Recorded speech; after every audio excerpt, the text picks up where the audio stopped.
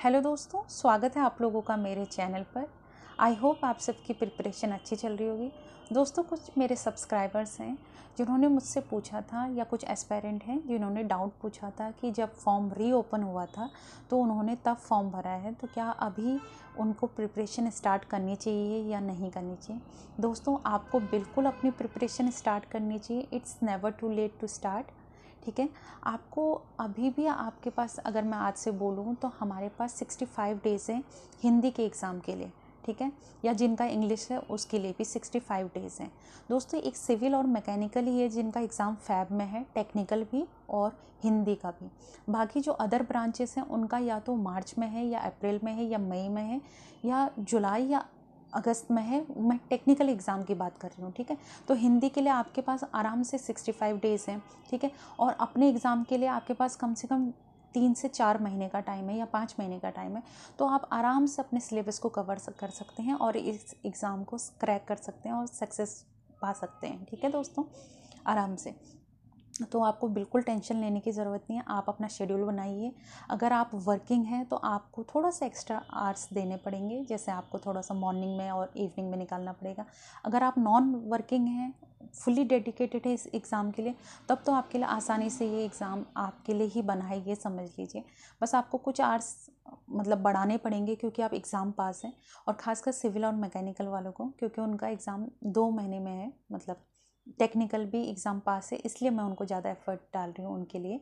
ठीक है, उनको ये ज़्यादा फोर्स कर रही हूँ। ठीक है दोस्तों, बाकी आप लोगों की अपनी चॉइस है, आप कैसे पढ़ते हैं, कब उठते हैं, कौन से टाइम पे आप लोगों को ज़्यादा समझ में आता है, आप अपने हिसाब से कीजिए। और आपकी हिंदी और इंग्लिश में कमांड कैसी है, आपके अपने टेक्निकल सिलेबस में कमांड कैसी है, वो आप लोगों को ज़्यादा बेहतर पता होगा।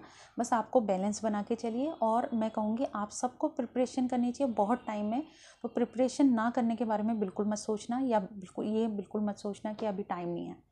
दोस्तों, आज मुझे लगा कि मैं डेली ही कुछ ना कुछ इन्फॉर्मेशन या कुछ पढ़ाई से ही रिलेटेड बोल रही थी। तो आज मैं कुछ ऐसी बुक्स लेके आ गई हूँ, या जो आप लोगों के लिए आपकी हेल्प करेगा। मतलब लाइफ में जैसे कुछ क्वेश्चंस होते हैं ना, कुछ चीज़ें होती हैं जिसका बिल्कुल हमारे पास आंसर नहीं होता, या हमें नहीं समझ में आ रहा होता कुछ अपने जो हैबिट्स हैं उनको कैसे चेंज करें, या अपनी लाइफ में कोई चेंज कैसे लाएं। ठीक है, करना तो हम चाहते हैं लेकिन कर नहीं पाते, या कभी कभी हमें लगता है कि यार कैसे होगा, क्या होगा, बस सोचते रह जाते हैं और स्टार्ट नहीं करते हैं। तो दोस्तों, आज मैं आप लोगों के लिए कुछ ऐसी बुक्स का कलेक्शन लेके आई हूँ जो मेरे पर्सनल फेवरेट्स हैं। ठीक है, और मैं मतलब जब भी मुझे लगता है, मुझे इन बुक्स को पढ़ना बहुत अच्छा लगता है। मतलब मुझे सेल्फ हेल्प बुक पढ़ना बहुत पसंद है।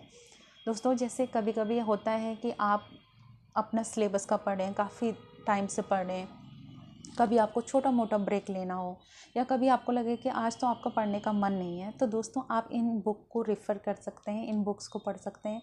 ये बुक्स में बहुत अच्छे अच्छे मैसेज दिए हैं जो आपको अपनी लाइफ में चेंज करने के लिए या अपनी लाइफ को बदलने के लिए बहुत हेल्प करेंगी। दोस्तों, जो सबसे पहली बुक है वो द सीक्रेट है। ये बुक बहुत मुझे पसंद है।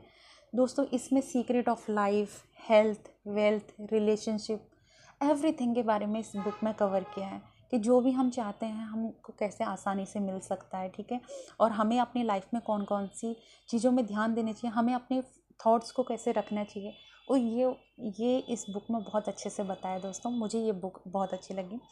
सेकंड है दोस्तों, कभी कभी हमें लगता है कि हमें कुछ चेंज तो करना है, अपनी हैबिट्स के बारे में पता होता है कि ये हमारी बेकार हैबिट है, लेकिन हम उसको चेंज नहीं कर पाते हैं। तो दोस्तों, सेकंड बुक है ये एटॉमिक हैबिट्स। ये हमें इस बुक में ये बताया गया है कि कैसे हम छोटे छोटे चेंजेस करके अपनी लाइफ को बदल सकते हैं। ठीक है, हमें एक बार में बहुत बड़ा चेंज करने की ज़रूरत नहीं होती, बस हमें अपनी छोटे छोटे चेंजेस को ध्यान रखना चाहिए। और अपने टाइनी चेंजेस से हम अपने लाइफ को कैसे चेंज कर सकते हैं, कैसे सुधार सकते हैं, कैसे अपने जीवन को अच्छा बना सकते हैं, वो ये इस बुक में बताया गया है। दोस्तों, ये बहुत अच्छी बुक है। ठीक है, आप लोग चाहे तो पढ़ सकते हैं। दोस्तों, कई बार ऐसा होता है कि हम लोग काम करते हैं लेकिन उसमें या तो टाइम वेस्ट करते हैं या काम को टालते रहते हैं। कई बार आपने देखा होगा कि आज की जगह कल, कल की जगह परसों, ये हम करते रहते हैं। तो दोस्तों, उसको बोलते हैं, वैसे प्रोकास्टिनेशन बोलते हैं कि जो हम टाल मटोली करते हैं ना काम की, उसको प्रोकास्टिनेशन बोलते हैं। तो कैसे हमें अपने काम को प्रोकास्टिनेट नहीं करना चाहिए, और अपने काम को टाइम से करना चाहिए। तो ये बुक है ईट दैट फ्रॉग। इसमें फ्रॉग खाने की बात नहीं हो रही है, ये फ्रॉग का मतलब है कोई टास्क, ठीक है, इसमें इस बुक में। तो दोस्तों ये हमें बहुत अच्छे तरीके बताती है कि कैसे हम अपने काम को कम टाइम में कर सकते हैं, या कैसे हमें अपने काम को करना चाहिए, उसको टालना नहीं चाहिए, या कौन से इंपॉर्टेंट काम है उसको पहले करना चाहिए, उसको बाद में। दोस्तों नेक्स्ट बुक हम मेरे पास है द पावर ऑफ नाउ। ये भी बहुत अच्छी बुक है। जिन लोगों को लग रहा है ना कि अभी यार हम स्टार्ट करेंगे तो क्या होगा, या अभी हम पढ़ेंगे तो क्या होगा, या मतलब प्रेजेंट मोमेंट में, तो ये प्रेजेंट मोमेंट में और प्रेजेंट मोमेंट की कीमत को बताता है। जैसे इस मोमेंट में अभी हमें स्टार्ट करना चाहिए या क्या करना चाहिए। तो ये पावर मतलब एक पावर ऑफ नाउ है, नाउ की पावर बता रहा है, ठीक है, अभी की पावर बता रहा है कि हमें आज में जी कर अपने लाइफ को चेंज करना चाहिए, ना कि फ्यूचर का सोचना चाहिए कि एग्ज़ाम में होगा नहीं होगा, ये नहीं सोचना चाहिए। बस अभी इस मोमेंट में हमें अच्छी प्रिपरेशन करनी चाहिए, ठीक है। दोस्तों ये एक और बुक है मेरे पास, फ्री टू फोकस।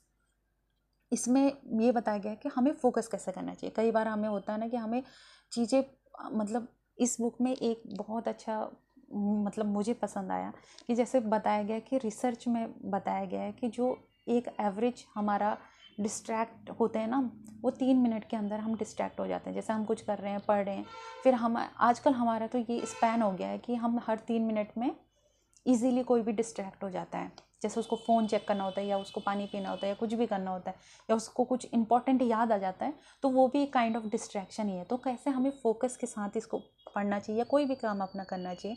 आप लोग मतलब हमने हमेशा सुना है, या बचपन से ही आप सुनते आए हो या ध्यान दिया होगा कि ध्यान से जाना, ध्यान से करना।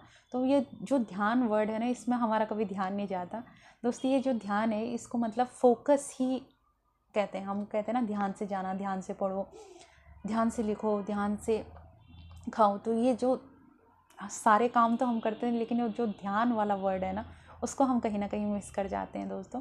वही फोकस है। एक लास्ट है दोस्तों, मैं फ्रैंकली स्पीकिंग मैंने ये बुक नहीं पढ़ी है दोस्तों, थोड़ा सा कुछ पेजेस पढ़े थे। तो ये मास्टरी मैनुअल है, मतलब मुझे ठीक लगी। मतलब कैसे किसी काम में आप मास्टरी पा सकते हैं, या कैसे किसी काम में आप एक्सपर्टीज़ हासिल कर सकते हो, उसके बारे में है। मैंने अभी ये पूरी नहीं पढ़ी है, तो मैं इसके बारे में ज़्यादा रिव्यू देने के लायक नहीं हूँ दोस्तों। तो ये मेरे कुछ कलेक्शन था। मुझे लगा कि डेली पढ़ाई के बारे में ही ना बताकर कभी कभी हमें ऐसी बातें भी कर लेनी चाहिए, ऐसी चीज़ें भी शेयर करनी चाहिए।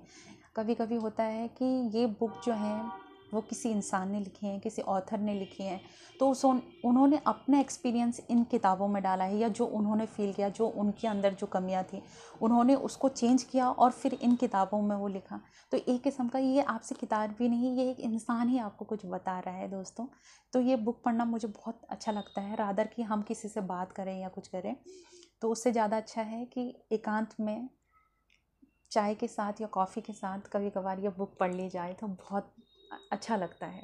ठीक है दोस्तों, ये मेरी कुछ बुक्स का कलेक्शन था। मेरे पास और भी बुक्स हैं, लेकिन अभी वो मैंने कहीं संभाल के रखी है, मुझे मिल नहीं रही थी।